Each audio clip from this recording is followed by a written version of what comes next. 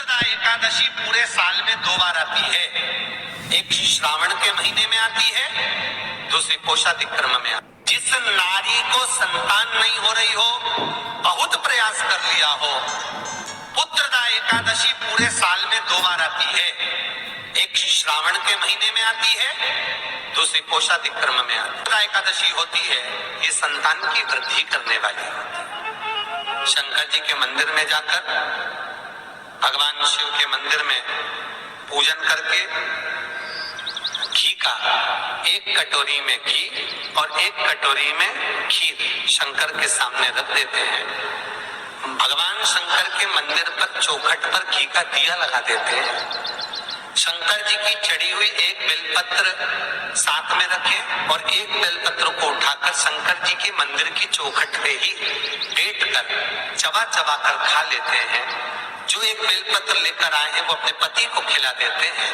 कहते हैं पुत्रदा एकादशी के दिन ये कर लेने पर संतान की प्राप्ति हो जाती है, पुत्र की प्राप्ति हो जाती है। महापुराण की कथा कहती है, आप अगर विश्वास रखे हो, सफेद आंकड़े की जड़, जिस नारी का संतान नहीं हो, गर्भ नहीं ठहरा हो, सफेद आंकड़े की जड़, जिस देव अधिदेव महादेव की कथा जिस तुम्बरुका जी ने श्रवण कराई है, शंकर भगवान जिनके सामने बैठकर शिव पुराण की कथा सुन रहे हैं, उन तुम्बरुका जी का नाम लेकर शिवलिंग पे से 21 बार घुमाकर मंदिर में ही कमर पर 7वें दिन रजस्वला धर्म के जो बांध लेता है और एक पीपल का पत्ता अवधूतेश्वर महादेव का नाम लेकर शंकर पर चढ़ाकर उसको गाय के दूध में उकाल कर रात्रि को दोनों पति पत्नी अगर पीकर सोते हैं, 3 महीने में भगवान भोलेनाथ उसकी गोद भर देते हैं। ये शिव तत्व शंकर देता जरूर है। अच्छा, संतान नहीं हो, किसी नारी की गोद अगर, स्त्री की गोद अगर खाली रह जाए तो भी दुख होता है उसको कि मेरे घर में औलाद नहीं, संतान नहीं। हम कई बार कहे, आज फिर कहते हैं, ये टेस्ट पे भी बाद में कराना, सारी जांचें बाद में कराना। एक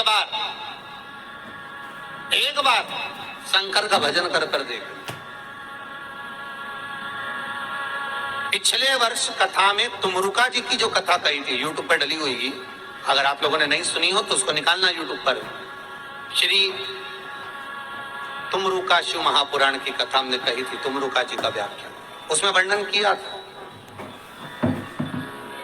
सब जगह से अगर हार जाओ और सारे रिपोर्ट आपकी आपने सब दूर दिखा ली, तो एक बार शंकर पर भरोसा कर तुमरुका जी का नाम लेकर सफेद आंकड़े की जड़ को शिव जी पे से रजस्वला धर्म के 7वें दिन 21 बार घुमा लो, नाम गोत्र बोलकर कमर में लाल धागे में बांध लो, पीपल के पत्ते शिव जी को चढ़ाओ, उठा कर लाओ, उस एक पत्ते को रात्रि को गाय के दूध में उकालो और उस दूध को दोनों पति पत्नी पियो, साथ रहिए।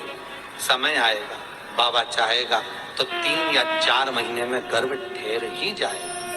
सारे डॉक्टर को दिखा लिया अपनी जगह, टेस्ट भी करवा लिया अपनी जगह, और एक बार प्रयोग, और वो विश्वास रखकर करना पड़ेगा। शंकर पर जो भी कार्य कर रहे हो आप, जो उपाय कर रहे हो आप, शिव का स्मरण कर, भगवान पर अगर विश्वास रखोगे, भरोसो दृढ़ इन चरणन करो, श्री वल्लभ नक्षत्र छटा बिन सब जगह माही अंधेरो। अगर भरोसा है तो शंकर है, और भरोसा नहीं तो शिव कहां से। विश्वास लेकर अगर आए हो तो काम तो होगा। ये लोग काशी से आए हुए हैं, विश्वास लेकर ही तो आए होंगे कि हम जाएंगे शंकर की कथा में तो बाबा कृपा जरूर करेगा। कई लोग यहाँ पर बैठे हुए हैं जो विश्वास लेकर आए हुए हैं, दूर दूर से आए हुए हैं, केवल विश्वास लेकर कि भगवान कृपा करेगा किसी न किसी रूप में, मुझे विश्वास है कि बाबा मेरी सुनेगा। और फिर कहता हूँ, कथा में अगर आपने मन लगा लिया, भले टीवी चैनल के माध्यम से श्रवण कर रहे हो, भले मोबाइल के माध्यम से श्रवण कर रहे हो, भले पंडाल में सुन रहे हो, बाबा से अगर दिल से आपने अगर कह दिया तो 3 महीना बहुत होता है सब कामना पूरी होने के लिए। मेरा बाबा आपको कुछ न कुछ दे ही देता है, बस आपकी रुचि के अनुसार सुख प्रदान कर ही देता है। अब भगवान कृष्ण की 16,108 रानियां थी। कितनी रानियां? जम के बोलो जरा।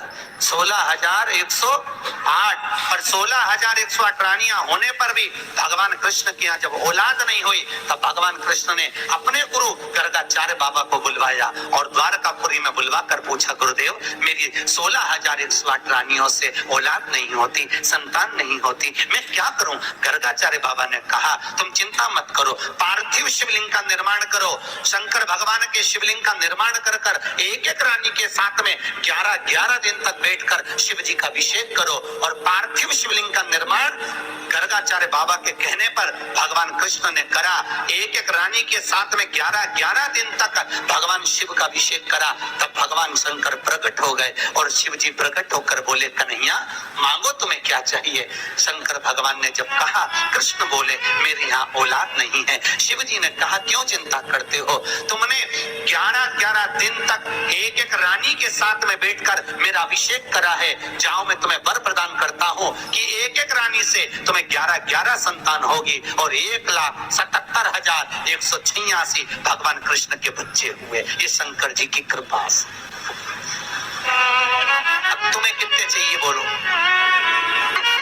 भगवान कृष्ण के यहाँ अगर औलाद हुई तो किसकी कृपा से? अरे बोलो, बोले कौन होगा ऐसा? कितना करुणामय, कितना दयालु, कितना आनंद देने वाला। ब्रह्मलोक के देवता भगवान ब्रह्मा, वैकुंठ के देवता भगवान विष्णु और पृथ्वी का देवता अगर कोई है, इस मृत्यु लोक का अगर कोई देव है तो वो देवों का देव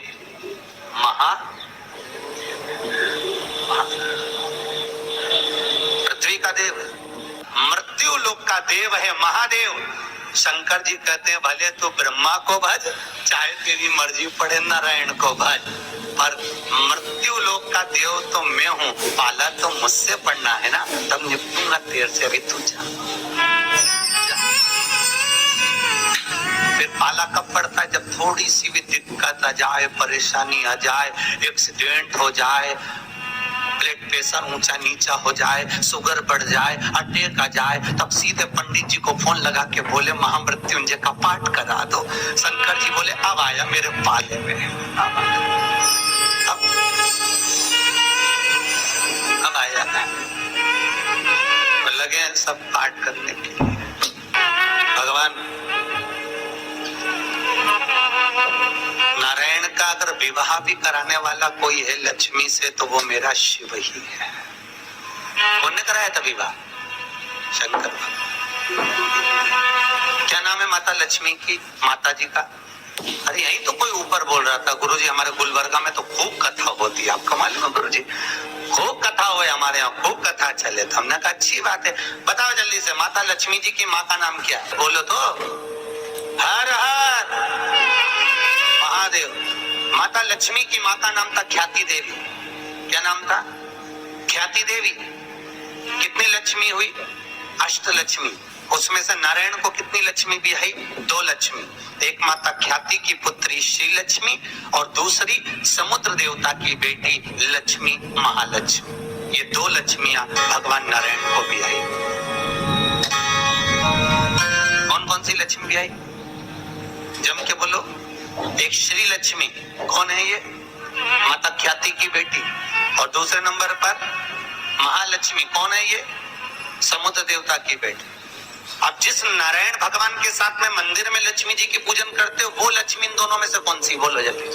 महालक्ष्मी तो मात्र 7 दिन तक भगवान नारायण के साथ रुकी थी और 7 दिन रुकने के बाद में जब श्री लक्ष्मी ने भगवान शिव से जाकर निवेदन करा, भोलेनाथ मेरे प्रभु नारायण का विवाह समुद्र देवता की बेटी महालक्ष्मी के साथ भी हुआ है, आप करुणा करिए। तब भगवान भोलेनाथ ने पार्वती जी का एक मंगल सुमंगल आनंदमय तीज का व्रत बताया। तीज का व्रत जब श्री लक्ष्मी ने करा, वो व्रत आज भी माताएं करती है, निमाणी की पूजन करती है, आज भी सत्तू बनाती है। और 3 तरह का सत्तू बनता है, आटा का, बेसन का और चावल का। तीनों का अलग अलग प्रमाण है। कल आपको कथा में बताएंगे कि आटे के सत्तू का क्या प्रमाण है, और आपको मालूम हो तो आप हमें बता देना, उसमें कोई दिक्कत वाली बात नहीं हो। तो कथा तो ऐसी चलेगी, आधी हम बाँचे आधी तुम बाँच देना। सत्तू, चने की दाल का सत्तू और चावल का सत्तू, ये तीनों क्यों बनते हैं? और सत्तू भी बनाओ तो चक्की ऐसा बना लो, पर पिंडा बनाना क्यों जरूरी होता है? और पिंडे का क्या महत्व है?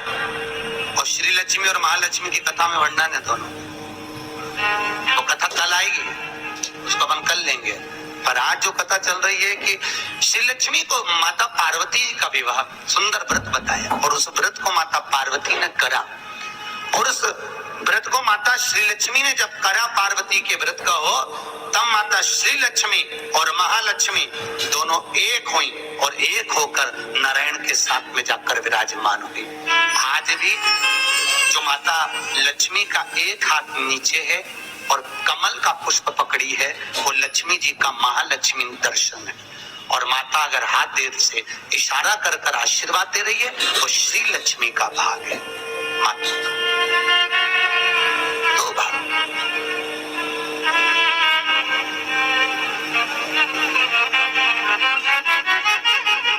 दो भाग में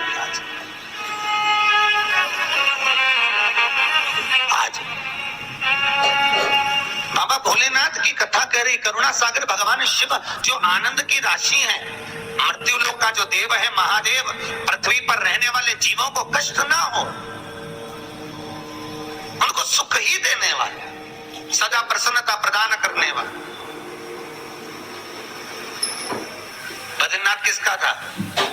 जिस बद्रीनाथ में नारायण बैठे हुए हैं, आप लोग बोलते हो ना बद्री विशाल भगवान की, अच्छे से बोलो, बद्री विशाल भगवान की। कौन बैठा बद्री विशाल में? अरे बोल दो।